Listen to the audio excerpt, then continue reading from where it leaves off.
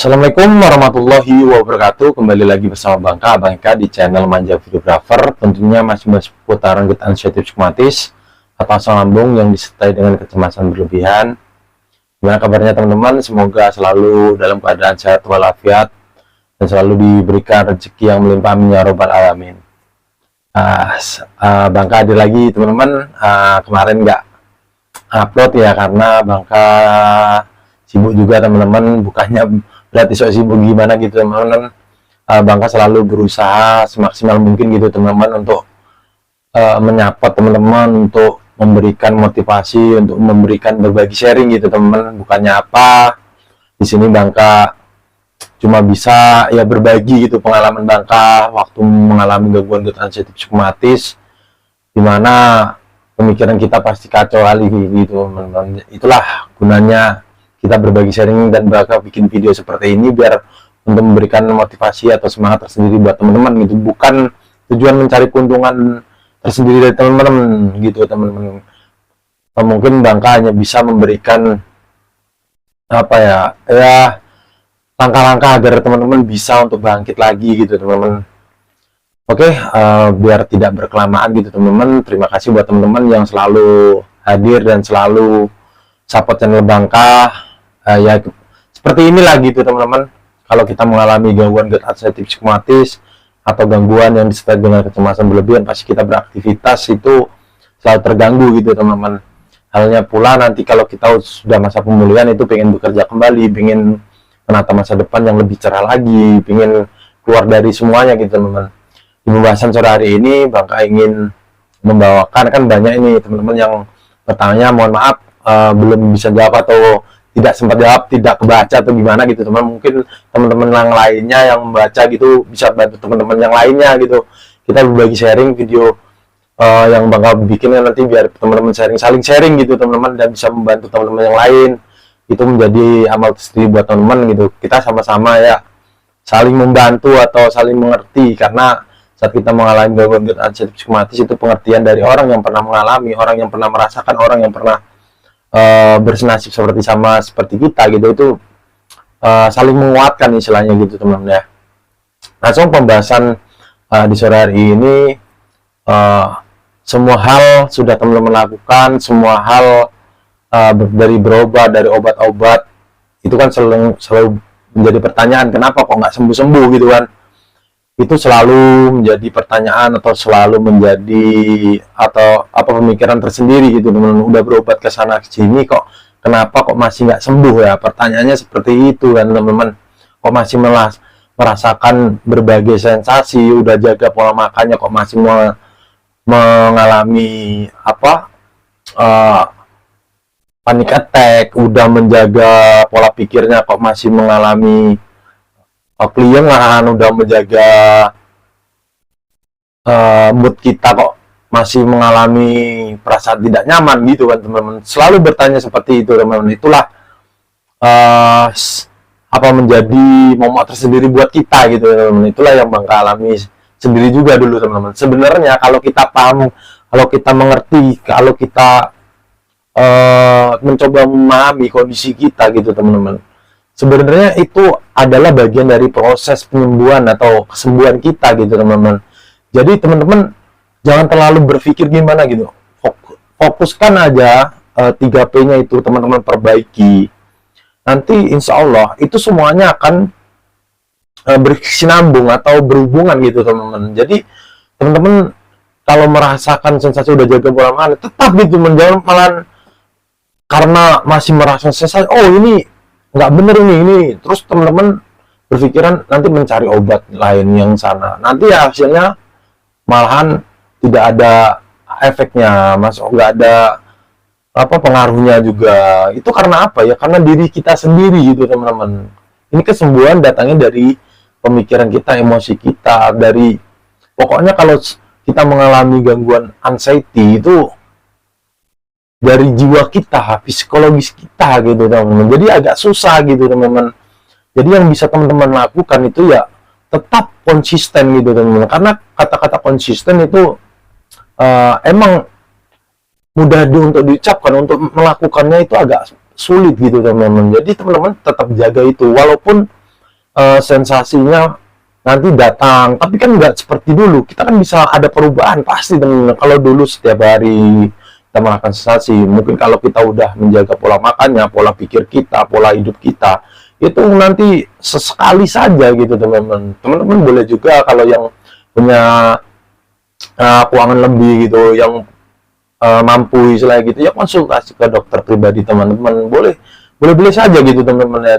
Coba teman-teman ceritakan, kalau nggak teman-teman yang punya dana lebih ke psikiater, nggak masalah gitu teman-teman. Mungkin kalau buat teman-teman kayak khususnya Bangka juga gitu kan, mencoba untuk mandiri gitu teman-teman, karena ya Bangka udah coba kesana kesini konsultasi ke dokter, keluh kesah apa yang Bangka rasakan, ya dibilang diperiksa dari scan periksa dari itu, periksa jantung, darah, cek darah, ya kan, itu ya nggak apa-apa gitu. Cuma waktu saat kita di dalam rumah sakit itu malah kita merasa normal, kita biasa aja gitu.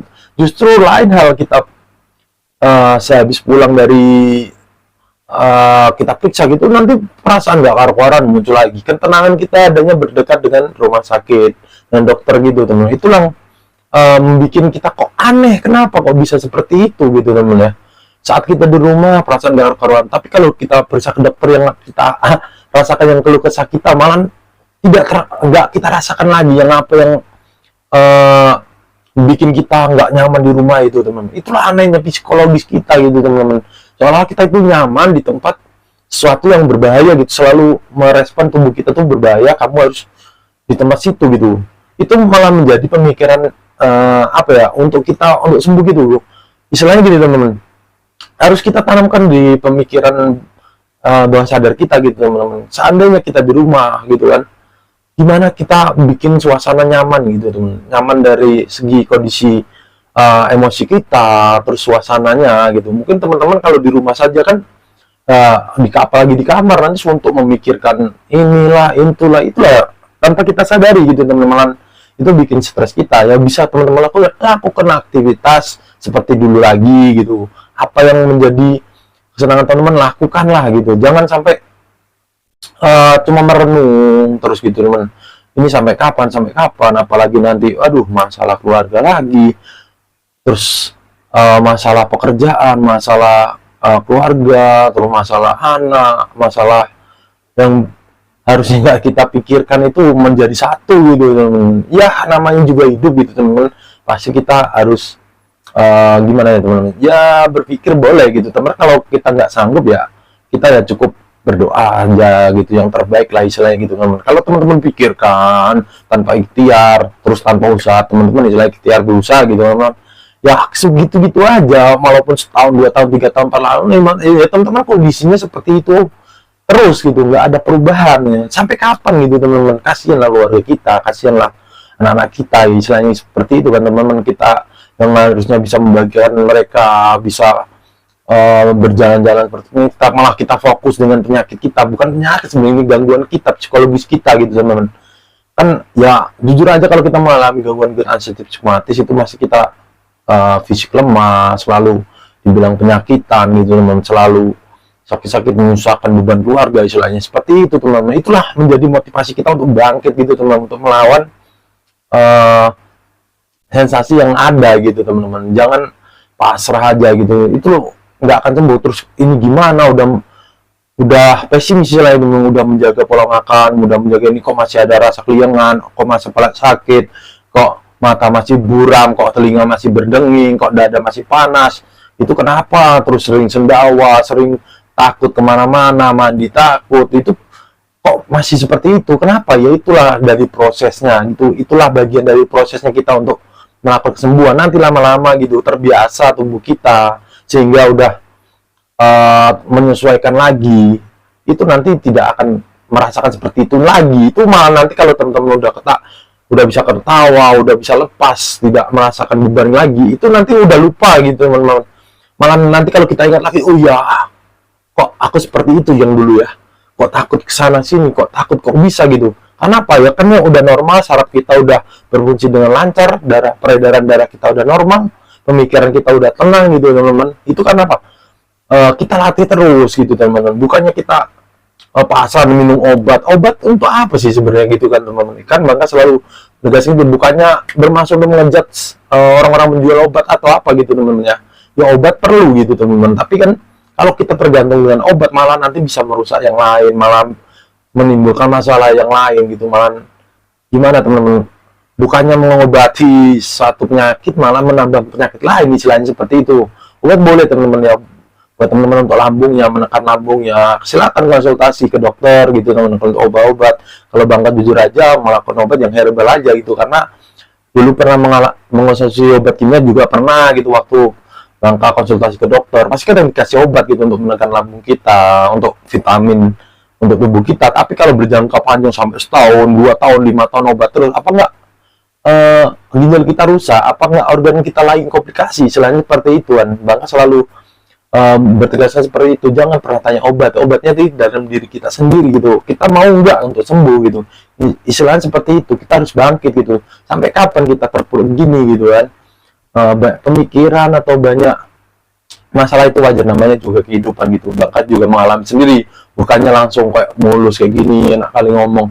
Emang terkadang kan bicara itu tidak semudah yang kita untuk menjalankannya, istilahnya seperti itu teman-teman. Makanya Bangka tegaskan di sini ya, Bangka juga orang yang pernah mengalami seperti yang teman-teman rasakan, yang teman-teman alami gitu. Buktinya Bangka bisa, kenapa enggak teman-teman bisa gitu, kalau memberikan semangat sendiri. Mungkin cukup sekian video dari Bangka, semoga bermanfaat buat teman-teman. Apabila ada kesalahan penyampaian atau kurang berkenan di hati teman-teman, mohon maaf. Assalamualaikum warahmatullahi wabarakatuh.